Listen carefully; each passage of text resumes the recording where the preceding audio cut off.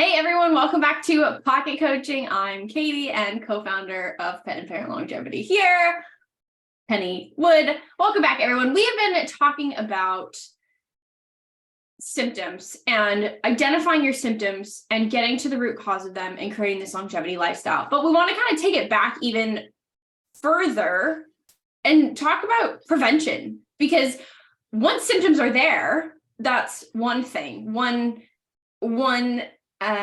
You have to take a certain approach, right? Once symptoms are there. But what if, crazy thought here, we took action before symptoms were there? Penny, what are your thoughts on this? 100%. Like, from an animal suffering point of view, right? Your animal is probably going through at some point in your pet's life, they're going to be going through something that is unpleasant for them and they can't tell you. Okay. And it only comes out later on when it gets serious, or you do some hands-on physical work and you see them squinch or squirm away from you, or some other thing comes up and you go, oh my gosh, they're suffering, I didn't realize. And then you carry all of that guilt and you just think, why on earth didn't I pick this up sooner? So there's so many reasons why it's just so much better to take the approach of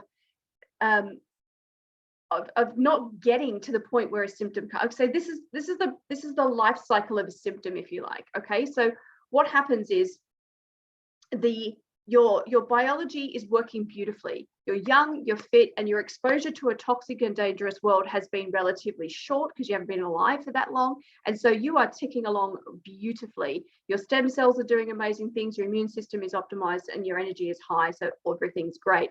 And as time goes on and you've been exposed to the world for longer, and your replication rate of how many cells you've made, how many times you've redone your DNA or whatever is starting to increase, the more chances of errors are starting to come in, the more toxins you have started. So you now start to be slipping out of that perfect place and going into, oh, not quite perfect. But you don't see any of that on the surface. You only know that that's going on because this is the life cycle of disease.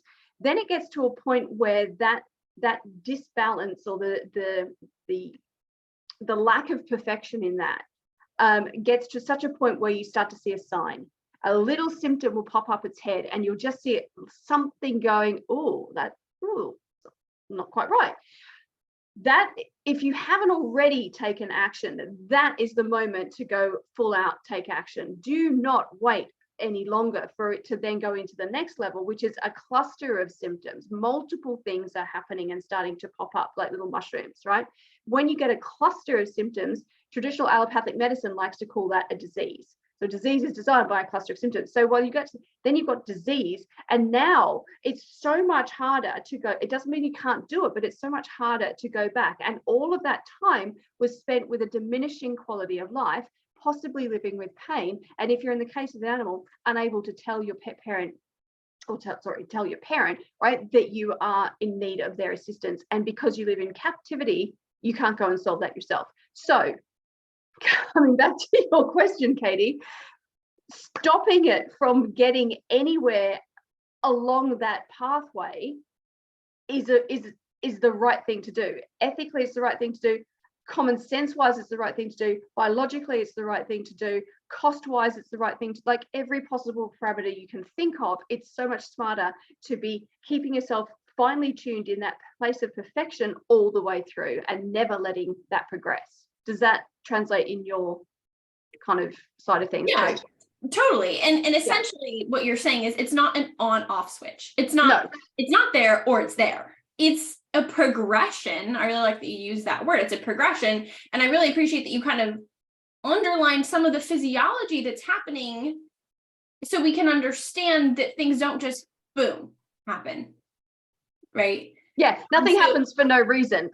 So many times I hear people say, for no reason at all, my dog or cat did this. For no reason at all, they started limping. That's like, no, you've got people about their own bodies too. I'm just tired. Like, that's just how my body is. And it's like, well, yeah, that's how your body is because something's causing it. Like, it doesn't just right. Normal state of being a human, right?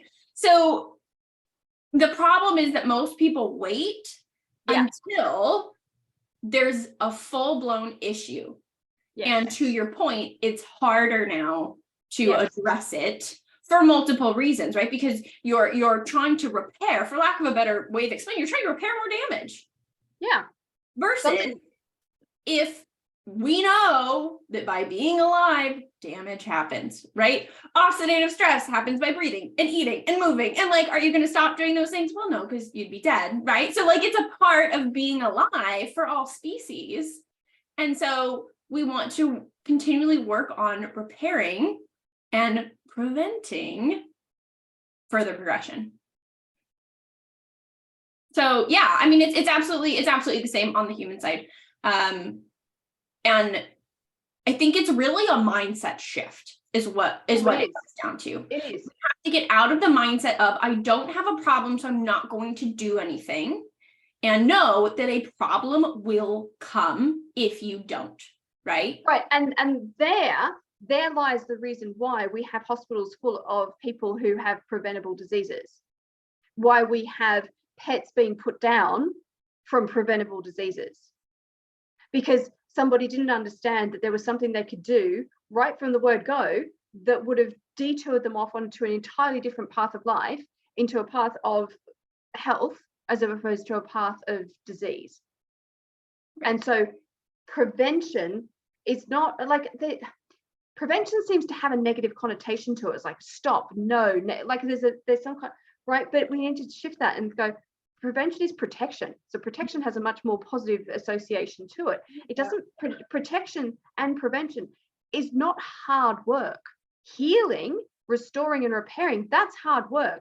Not only is it take a lot more behavioral change and conscious commitment, right? It's usually more cost involved, and it takes longer, and it takes your body's more energy to do that. Whereas prevention and protection is very easily built in and very easily maintained. It's very inexpensive, especially when you consider that you're investing over time, as opposed to suddenly there's an event and bang, you have to suddenly, put $5,000 on the table.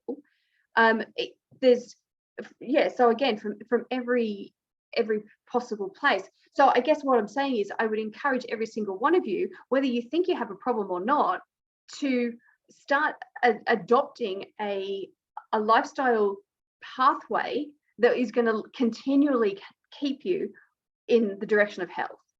Yeah. Because if you don't, and you let the default happen, it will guaranteed take you down the default pathway towards disease. And you just have to look at any nation on earth and their hospital and healthcare systems to see that that's true. And that's the beauty of the longevity pillars, right? Whether you have a full-blown condition or symptoms, or you're coming at it from more of a protection standpoint, it's still the same.